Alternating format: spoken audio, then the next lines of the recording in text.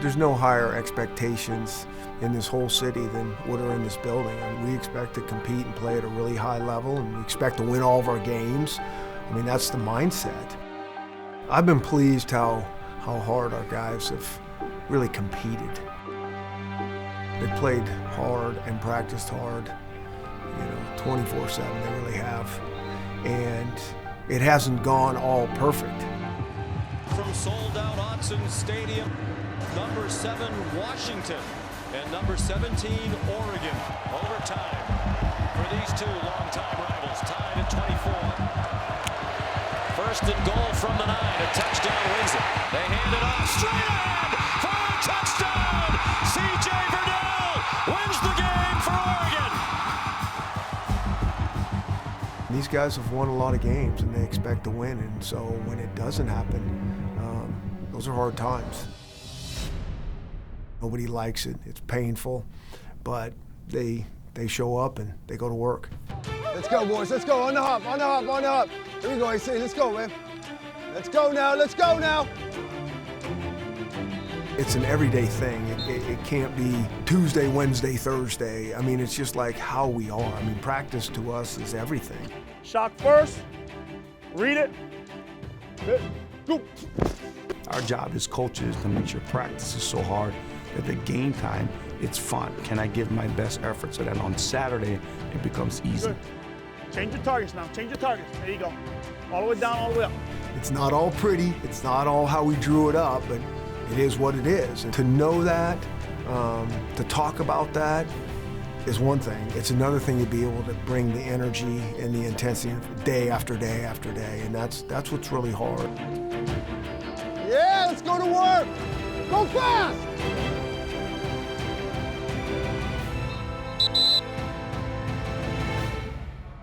I think one of the reasons that we came here to UW is we really felt like it fit who we were as coaches. And it hasn't disappointed. I mean, it really truly fits who we are. We have all these messages for our kids and what they need to do, but at the end of the day, it always comes back to me and our coaches. Good. We're gonna see this all week now. We're gonna see this all week, all day. Good. It's special that Ikaika is here as the D-line coach for him because he did play here.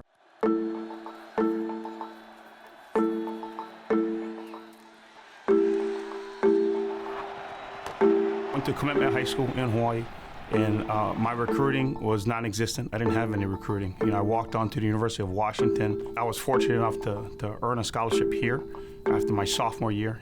I was voted hardest hitter for 3 years straight, and I think that's what kind of gave me the opportunity to play. When I look back at it, with my years now, I'm very thankful of the lessons that I've learned, and now I can hopefully pass on over. I was part of the Don James era, where it was taught differently, but the outcome was the same. It was all about growing us to become men from all different walks of life. We had the common goal of winning a championship, but then also to push us past that, to become leaders in the community, to be role models for children. To work for our guy, Coach Peterson, to have the same philosophy. It's kind of ironic how it went full circle for me to come back to the same foundation.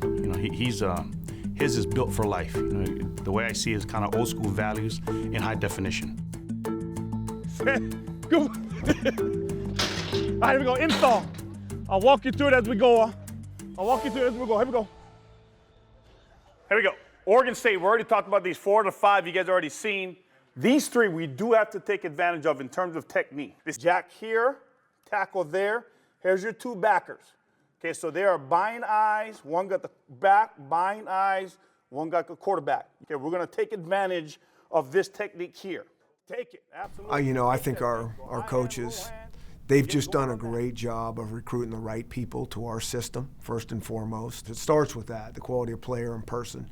Those are what we call the OKGs, our kind of guys. Here's what I do need. I need you guys to enjoy practice. I really do, right? Especially for the seniors. This is their last game here. Have fun with them, right? Create these memories.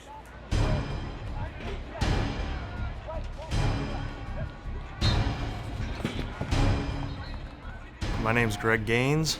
I'm from Southern California, a little town called La Habra, and I play defensive line. Greg Gaines. really good player. We thought he was completely underrated. I think a lot of them didn't recruit me because I was too short. Like, I had a scout said if I was like 2 inches taller, I'd be a top 5 recruit in the country, but I still didn't get a lot of offers.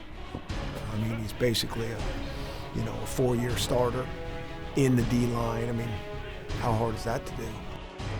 I think my best quality is probably my ability to like handle run blocks. I'm really good against the run. I handle double teams well, and I've never missed a game. I've played 50 games in a row. That's pretty much it. I just do my job, and that's it. That's all they can ask of me, I guess. He knows what he wants to get done. He knows how to beat an opponent. He studies it, a film over and over and over. He prides himself on that, and for that, he'll be successful in life. I think he's the epitome of our program, and that blue-collared worker type mentality, soon to be a father. I'm married to my wife, Cheyenne, and we're expecting a child in the end of March. A lot of people think it's like hard to be married in college, and I think it's a lot easier. It's just like there's always someone there that supports me 100%. He's focused on what he should be. He's focused on his, being graduated. He's focused on football. He's focused on his family. I always like it when players are at this stage in their relationships, when they're married or to be married, because usually all the drama is behind them, at least for a while. It's hard being a football player's wife. We're busy all the time. She deals with it really well, and yeah, she's great. I think a lot of times as coaches, we never take enough time to smell the roses. And I think that's part of one of the shortcomings that I have, and probably some of our other coaches, is just to really appreciate all the hard work and the wonderful things that these kids has accomplished up to this point. Just really proud of how they've grown and the work that they've done, the people that they are. I mean, that's what this thing's all about. The Huskies and the Beavers. Pac-12 football gets no better than this. Seniors are the story today for Washington. The Huskies chasing another conference title. After that year that we won the Pac-12 championship in 2016, we set the bar really high. We went to the college playoffs, and we had a couple tough losses this year that were pretty devastating and really close, but we're still in the fight.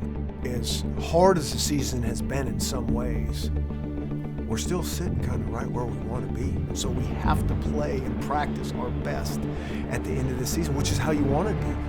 And here is Oregon State now. Kicks things off to get our game underway. And here's Gaskin stretching one and breaking one. Gaskin is dragged down just inside the 5. And on the jet sweep give, and this will be Ahmed getting it in for the Washington touchdown. Just over 2 minutes and the Huskies strike. The Beavs keep it on the ground. He's smothered. Greg Gaines.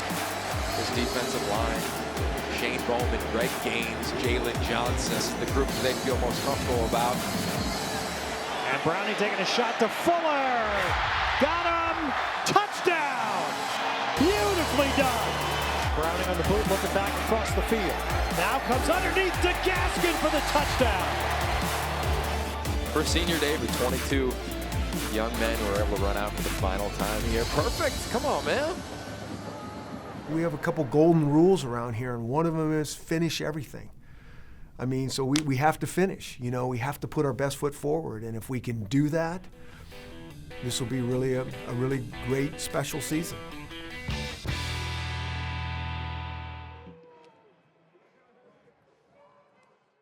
The Drive, shot with Canon EOS cameras and lenses. Coming this season on The Drive, we go behind the scenes of every football program in the Pac-12. It's about smashing someone in the face every single play! To tell the most compelling stories of the players and coaches in the Conference of Champions. For the most in-depth access with your team, watch The Drive on Pac-12 Network.